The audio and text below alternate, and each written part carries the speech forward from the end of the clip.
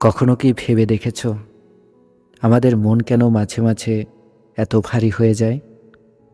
যেন কত জমানো কথার ভার, কত না বলা অভিমান জমে আছে ভেতরে।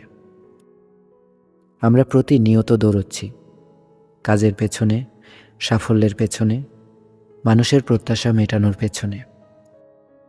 এই দৌড়তে দৌড়তে আমরা ভুলে যাই মাঝে মাঝে থেমে থাকাটাও জরুরি, খুব জরুরি। তুমি যাকে ব্যর্থতা বলছো, তুমি যাকে অপূর্ণতা বলছো, সেগুলো আসলে তোমার জীবনের গল্পের এক একটা মোড়। আমরা যখন খুব কাছের কোনো কিছু হারিয়ে ফেলি, তখন মনে হয় পৃথিবীটা বুঝি সেখানেই থেমে গেল। কিন্তু জীবন তো নদীর মতো, সে কোনো বাঁধ মানে না। তোমার কান্না, তোমার বিষণ্ণতা, এসবই প্রমাণ করে যে তুমি এখনও জীবন্ত। তোমার ভেতরে এখনও অনুভূতি আছে। যারা অনুভূতিহীন তারাই হয়তো হাসতে পারে, কিন্তু যারা অনুভব করতে জানে তারাই সত্যিকারের জীবনটাকে বুঝতে শেখে। তাই নিজের এই সংবেদনশীল মনটার উপর রাগ করো না। আজকের জন্য তোমাকে কিছু ছোট্ট কাজ দেব। প্রথমত, নিজের ফোনটা অন্তত আধ ঘন্টার জন্য দূরে রাখো।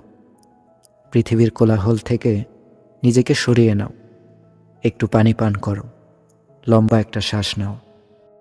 দ্বিতীয়ত, আজ নিজেকে কোনো বড় প্রতিশ্রুতি দেওয়ার দরকার নেই। আজ তুমি শুধু এইটুকু করো, নিজের সাথে একটু বন্ধু হও। মনে মনে বলো, আজকের দিনটা আমি নিজের জন্য বাঁচব। তুমি যা হারিয়েছ তা নিয়ে আক্ষেপ করে আজ আর সময় নষ্ট করো না।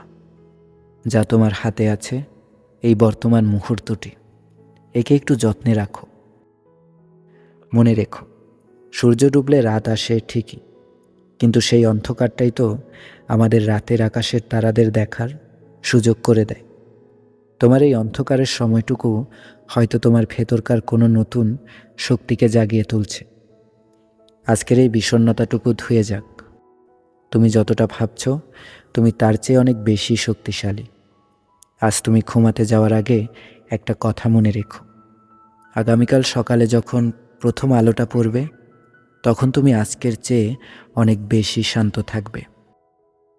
সব ঠিক হয়ে যাবে, কেবল ধৈর্য ধরো।